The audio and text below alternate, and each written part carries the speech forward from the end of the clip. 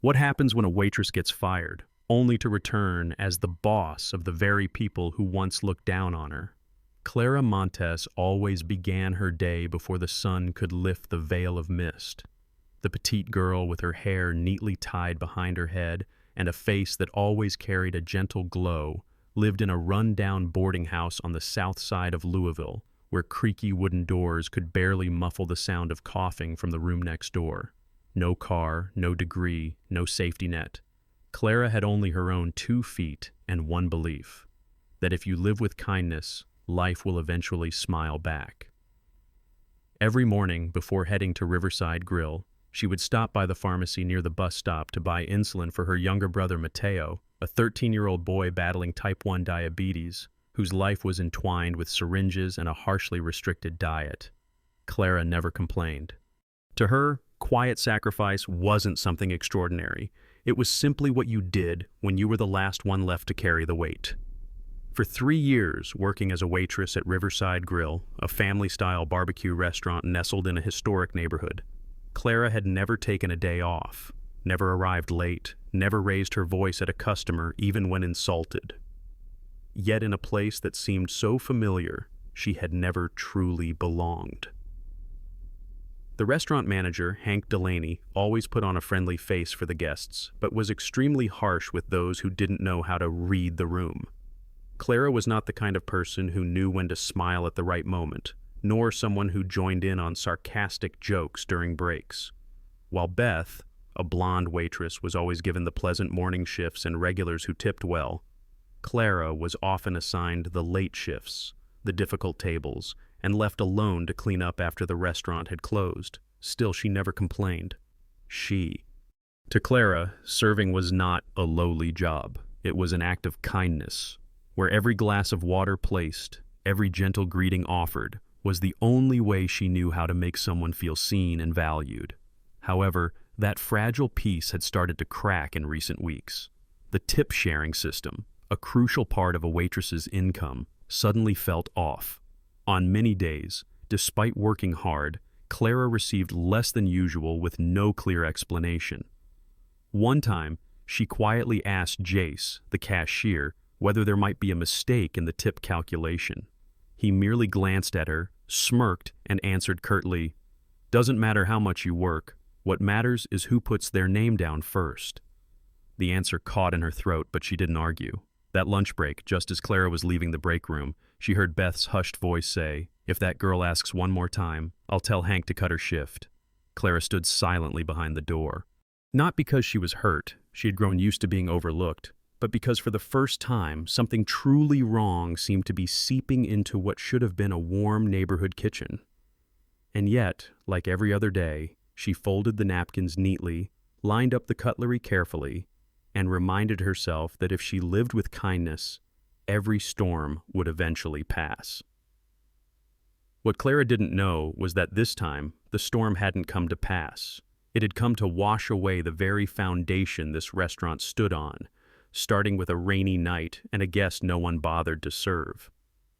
That night, rain poured heavily onto the tin roof of Riverside Grill, creating a slow, steady rhythm like the somber heartbeat of an empty evening.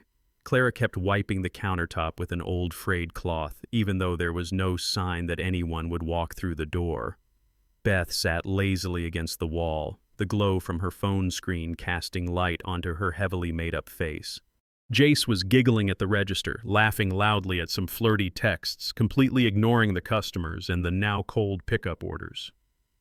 Then the door opened, not with the urgency of a regular seeking shelter from the rain, but with a weary hesitation. An older man, likely in his 70s, with deep, sun-warmed brown skin, wearing a faded shirt and a worn felt hat, stepped in, his footsteps barely brushing the damp tiles. His face carried something indescribable, not quite sadness, but a kind of long and quiet endurance. He stopped near the entrance, both hands clutching his hat, as if asking permission just to exist in that space. Beth glanced up, furrowed her brow slightly, then didn't bother to move. Jace looked over and went right back to laughing. A restaurant with no greeting, no welcoming glance, as if everyone silently agreed to deny this man's presence. That was when Clara saw him. From behind the counter, she had witnessed the entire cold indifference. The man's eyes seemed torn between walking away and holding on for just a few more seconds. Clara set down her cloth and walked straight toward the door, where rain still dripped from his hair onto the cold tiles. "Good evening, sir. Would you like a table for one?" She smiled, gentle as if greeting a family member. He looked up, and a flicker of surprise lit his eyes before he nodded, so subtly it seemed no one else would have noticed but her. "If you'd like, I can seat you in the corner. That spot's the quietest and warmest," Clara said as she led him to the table where she usually took her break after her shifts, a spot where the warm yellow light gently reflected off an old photo of the city in the 60s. She handed him a menu, poured a glass of water, then stepped away, giving him space to choose in peace. No forced conversation, no overdoing it. To Clara, serving was an act of respect, not for tips, not for 5-star reviews, but because people deserve to be seen. When he ordered the grilled salmon, a dish rarely chosen because of its high price and low popularity, Clara didn't question it. She passed the order to the kitchen, then quickly returned with a hot cup of coffee, smiling as she placed it on the table like it was second nature. "Are you the only one working tonight?" he asked, his voice raspy, perhaps from age, or from not having spoken much in a while. Clara glanced toward Beth, who was laughing out loud at some video, then answered softly, "Usually, yes."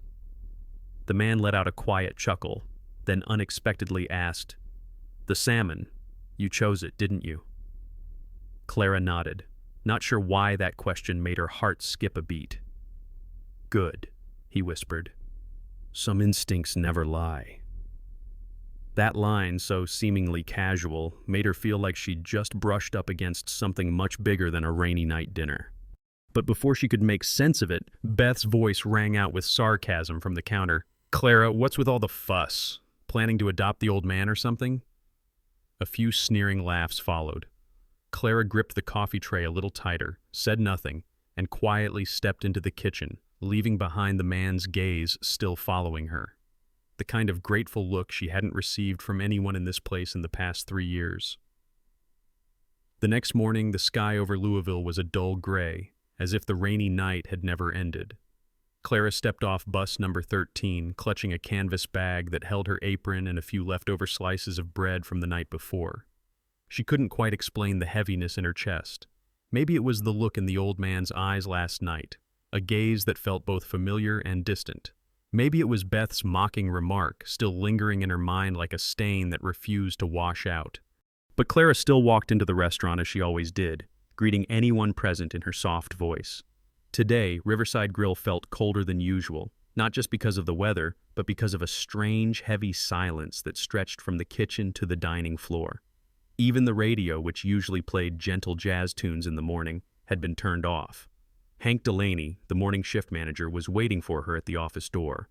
No smile, no nod, just a blank stare and a single word, "Inside." Clara followed him, her hand gripping the bag strap so tightly it left a red mark on her palm. Inside, Hank sat behind an old wooden desk cluttered with paperwork, but his voice was clear and icy like a financial statement. "We've reviewed your performance and received feedback from colleagues. Unfortunately, your attitude and service style no longer align with the restaurant's culture." Clara froze. What did I do wrong?" she asked, barely above a whisper. Hank didn't blink. "You've slowed the pace, disrupted team rhythm, and made coworkers uncomfortable." Clara's throat tightened. "I just served guests the way I always have. I only did my job." Hank pulled a thin envelope from the drawer. "Your contract is officially terminated as of today. Final wages can be collected on Saturday." No more words, no shared glance, nothing but paper and a decision. Clara stood up, clutching the envelope, swallowing her humiliation. This place had once been her refuge, a second home, but now it cast her out like a stranger. Outside by the counter, Jace leaned against the register, chewing gum, his expression smug like someone who had just won an invisible bet. Beth smirked. Told you so. Always trying to act like a saint. Let's see how long that lasts. Clara said nothing. She walked past them as if stepping through two shadows that weren't even real. Her eyes were wet, but her head held high. She walked out into the biting early-season wind that swept through rows of leafless trees. As she reached the bus door to head home, her phone vibrated in her pocket. The screen showed unknown caller. Her hand paused for a second, then she answered. A calm, deep male voice came through. Is this Clara Montes? This is Elias Monroe. I believe we met last night, at the corner table by the window. She went still. That voice. It was the man with the faded hat and soft smile from the night before. But this time his voice wasn't just saying thank you. It carried the weight of someone who held something important. I wanted to thank you. You were the only one who still knows what it means to serve from the heart. Clara didn't know how to respond. Her hands were trembling, not from the cold, but from a sense that today's storm was only the prelude to a much bigger change, one that would begin with the very man the entire restaurant had once refused to see. The phone was still pressed to Clara's ear as she sat silently on the bus, her heart suspended somewhere between disbelief and shock. Elias's voice on the other end remained calm and deep, yet every word carried a weight that made it impossible for her to pull away. I'm the founder of Riverside Grill. Last night I came back quietly to see what this place has become. Clara held her breath. Her mind flashed back to the quiet demeanor, the sharp, aged eyes, the faint smile when he asked about the salmon. It had all been intentional. I used to think that if the system ran smoothly, everything would be fine, but I was wrong. No report, no spreadsheet told me what I saw in your eyes last night. Genuine kindness. Clara swallowed hard. In that moment, all the years of carrying the weight of her job, enduring condescending glances slowly fading under the burden of responsibility, seemed finally, truly seen by someone, for the very first time. I have a proposal, Elias said slowly. But before that, I want you to understand something. I'm not saving you because you're weak. I'm asking you to come back because this place is missing someone who still treats people like human beings. Clara didn't respond right away. Questions circled in her mind. Why me? Why did he let her get fired before stepping in? But deep down she understood. This wasn't charity, it was a test. And Elias, too, was placing his trust in a waitress who had been fired for being kind. I don't know how to manage a restaurant, Clara stammered. I've never studied leadership. I only know how to serve. On the other end, Elias let out a quiet, honest laugh. You don't need a degree to know how to call someone sir when everyone else ignores them. You don't need a certificate to recognize when someone feels out of place in the very space they paid to be welcomed. I don't need someone who knows how to give orders. I need someone who knows how to see people. Clara gripped the phone tightly. Outside, the city blurred behind the rain-splattered window. Buildings, billboards, traffic lights, all fading into the rushed breath of a world that rarely waits for anyone. I'll come back, she said, her voice soft but steady. But I have one condition. If I return, I want full authority to rebuild the team. No performances, no figurehead. A brief silence followed. Then Elias replied, his voice light but sharp as a razor. Good. A kind heart must also be strong enough to defend what's right. Tomorrow morning, 7 o'clock, you come back. And this time, you'll decide who deserves to stay. The call ended. Clara leaned her head against the bus seat, eyes closed, quietly exhaling a long breath. No one else on that bus knew that the small woman still clutching the envelope of her termination had just been handed the power to transform an entire system. And the most important part, she knew she wasn't going back for revenge. She was going back to restore what should never have been allowed to drift from the path of conscience. Morning hadn't fully broken when Clara stood in front of Riverside Grill, her hand firmly gripping the strap of her bag, her heart unusually calm. She hadn't slept all night, not out of anxiety, but because her mind had been tirelessly redrawing every detail, every shift, every face, every habit, every crack hidden beneath the seemingly smooth surface of a well-run restaurant. She didn't need reports or staff meetings to know what was rotting from within. The front window pane, still streaked with drying rain, reflected her image back. A woman who had once been fired and now returned, not to bow her head, but to stand tall. When Clara pushed the door open, everything looked unchanged. Beth was still lounging at the counter, legs crossed, scrolling on her phone. Jace was laughing obnoxiously with the delivery guy in the back, and Hank, the manager who had fired her, stepped out of the office, holding a stack of folders. But the moment his eyes met Clara's, the entire atmosphere of the restaurant seemed to freeze. "What are you doing here?" Hank asked, his voice sharp and strained. Clara didn't rush to answer. She walked to the counter, opened her bag, pulled out a stack of papers, and placed them on the surface. "I'm here to start my shift as the new manager." The sentence hit like a bolt of lightning. Beth snapped her head up, sneering. "What? You got fired yesterday and now you're back begging for a job? Don't you get how this place works?" Clara smiled, calm and unwavering. "I understand perfectly, and that's exactly why I'm here today." Hank stepped forward, face flushed. "You don't have the authority to appoint yourself. I haven't received any notice. If you don't leave right now, I'll call security." "Then go ahead and call," a deep voice echoed from the entrance. Everyone turned. Elias Monroe stood there in a charcoal gray coat, his face solemn and composed. No one had imagined he was still alive, let alone returning. Hank stepped back, his eyes filled with panic. Elias walked in, set a slim folder on the counter, opened it, and pressed a button.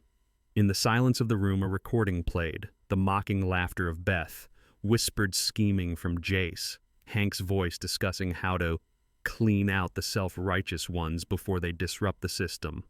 Elias didn't raise his voice. He simply said, "As of today, Mr. Hank Delaney is no longer employed at Riverside Grill." Hank opened his mouth to speak, then closed it.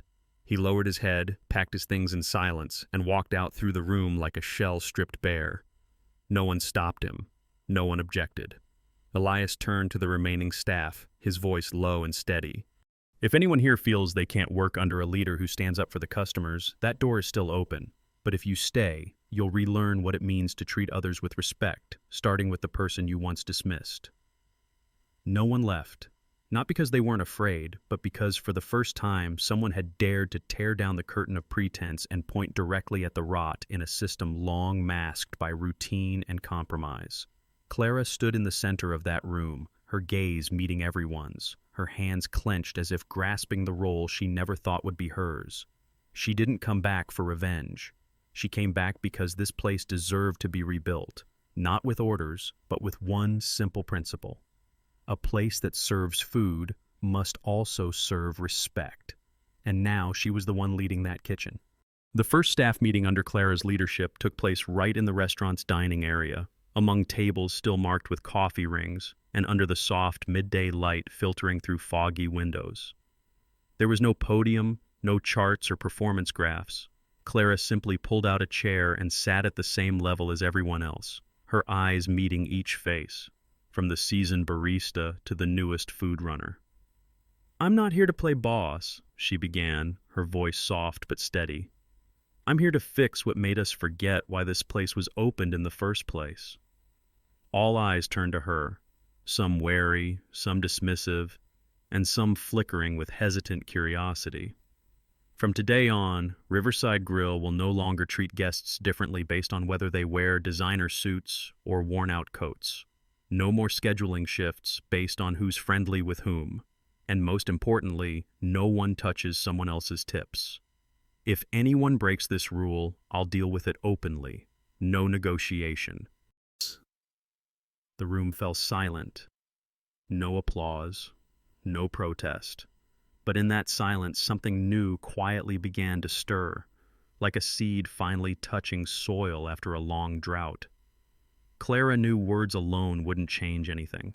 The people who used to laugh at her still sat there, silent not out of respect, but because they hadn't figured out how to push back yet. And she also knew, those who react the strongest are often the ones who act the quietest. 2 days later, just as she had sensed, the online ordering system suddenly crashed. All lunchtime orders, the busiest time of day, vanished without a trace. Clara immediately checked the access logs. One single account from the cashier's terminal had logged in and deleted all the data in under 30 minutes.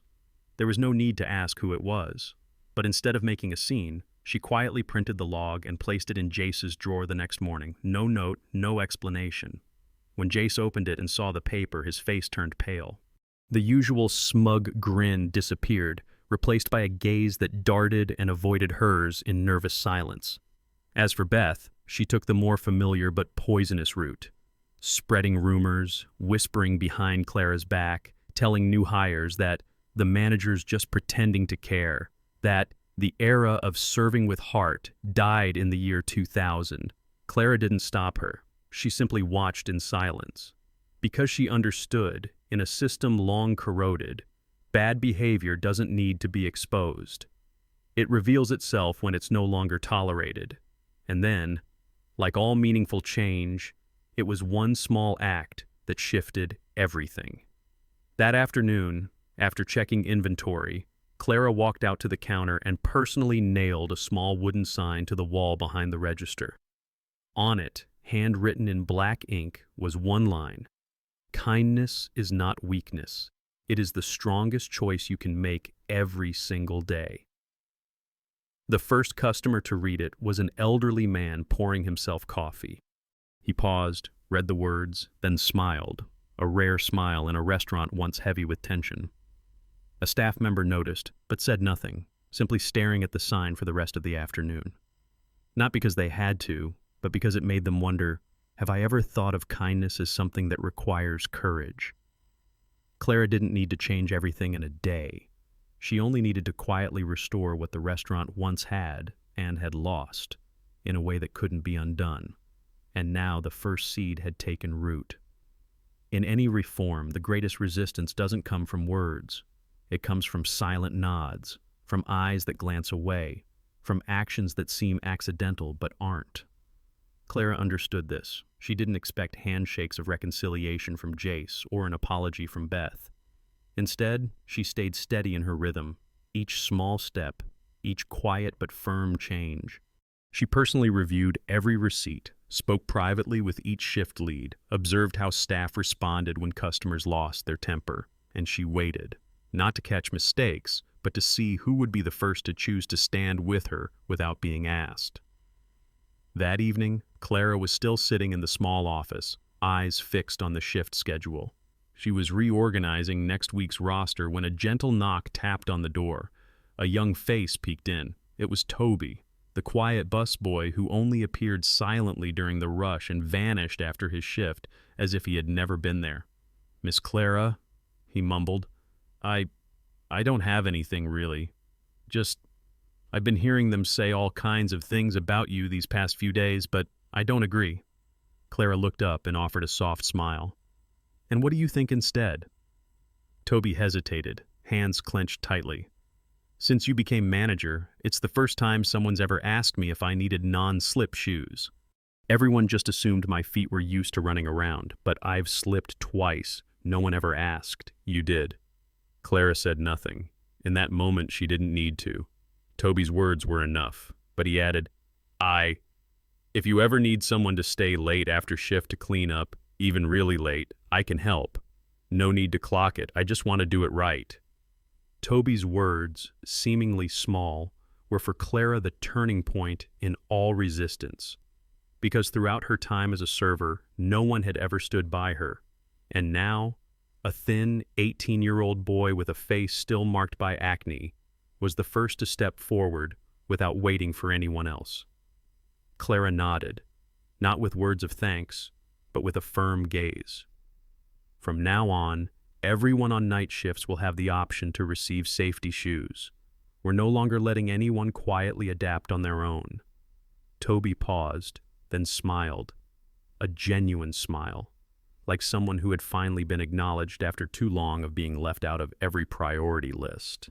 The next morning, Clara hung a new sign right next to the wooden plaque. This one, typed in bold capital letters, read, "We don't serve out of fear of losing our jobs. We serve because we understand the value of others." Not long after, a middle-aged customer read the sign and turned to a staff member saying, I've never seen a restaurant bold enough to put that up in public.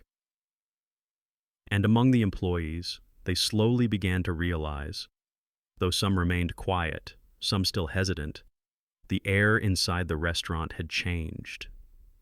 Something was shifting, not loudly, not with slogans, but as clearly as the morning light slipping through the blinds. Clara was no longer alone, and the woman once fired for being kind was now leading with the very reason she had once been cast aside.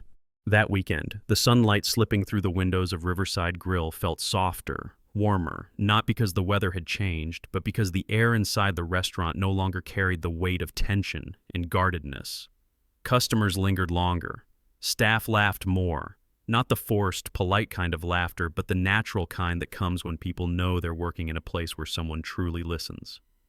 Clara still kept her old habits. She personally checked every cleaning cloth, turned on the oven each morning, and sat quietly at the corner table reading handwritten feedback slips from customers, not to defend herself, but to remember. To remember that every comment, every complaint was a chance not to repeat the same mistake. One day, Elias Monroe walked in, still wearing his old overcoat and carrying that sharp but gentle gaze. He sat at his usual table, the one where everything had started, and ordered grilled salmon and black coffee, just like that night he had been treated as a nameless old man. Clara brought the dish herself. "The salmon was cooked in a new oven today," she said softly. Elias nodded, tasted it, and smiled. "Still tastes the same." "Because the person choosing the dish is still the same," she replied. They both laughed, a simple moment amid all the transformation. Elias placed a cream-colored envelope on the table. "We're about to open a new branch in Denver. I'd like you to go there and train the management team." Clara looked at the envelope, then back at him. "I'll go," she said. "But this Riverside, I'll always come back. Because this place taught me that if you don't protect what's right, you'll lose yourself without even realizing it." The following week, Beth left without saying goodbye, quietly requesting a transfer to another location. Clara signed the request without further comment, writing only 2 words at the bottom: "Good luck." Not sarcasm, but sincerity. As for Jace, after a few weeks of silence, he once came by the sink and handed Clara an old notebook. It was Hal's. He forgot it on his last day. "I think you're the one who should have it." Clara opened it, pages filled with slanted handwriting, listing tricks to wash dishes without scratching them, ways to save hot water, how to remove odors with dried lemon peels. She clutched the notebook like a cherished heirloom. Hal, the oldest dishwasher in the restaurant, hadn't retired because he was pushed out, but because Clara and Elias had told him he deserved to live out the rest of his life in peace. He didn't leave because he was discarded, but because he was respected and invited back with the honorary title of advisor, a gesture that moved him to tears for the first time in his life. Riverside Grill grew busier every week, not because of marketing campaigns, but because guests felt seen and treated like people, whether in suits or worn raincoats. Once, an elderly woman forgot her wallet. Clara ran 3 blocks to return it, then simply said, "You need to come back and finish your meal." The next day, the woman brought a tin of homemade cookies, not as a thank you, but to share, as if the young woman in the diner had become part of her family. Every week, Clara spent 15 minutes with each new employee, not to go over procedures, but to ask one question: "Have you ever worked somewhere that made you feel like you didn't matter?" Every answer was a story, and every story was a reminder to never let Riverside Grill become the next chapter in those old wounds. One early autumn afternoon, Clara stood by the window watching people pass by. Inside, the sound of spoons tapping glasses echoed beneath the soft golden light. By the register, the old wooden sign still hung, and beneath it was a small framed photo of 3 people: Hal, smiling in his apron, Toby, holding a dish towel, and Clara, herself, her eyes at peace. Below the photo, written by hand, was a single line: "Here, kindness isn't a rule, it's a tradition." And sometimes, that alone is enough to change an entire small world. From the perspective of organizational culture experts, a sustainable workplace isn't built through commands, but through how people treat one another when no one is watching. Clara didn't need a title to do what was right, and that alone made her more worthy of leadership than anyone else. Kindness, when paired with conviction, doesn't just inspire, it creates real change from within. If you believe that a small act can transform an entire team, give this video a like and subscribe so you won't miss more stories like this. And don't forget to leave a comment with the phrase "lead with kindness" if you believe the best leaders start with those who know how to truly listen.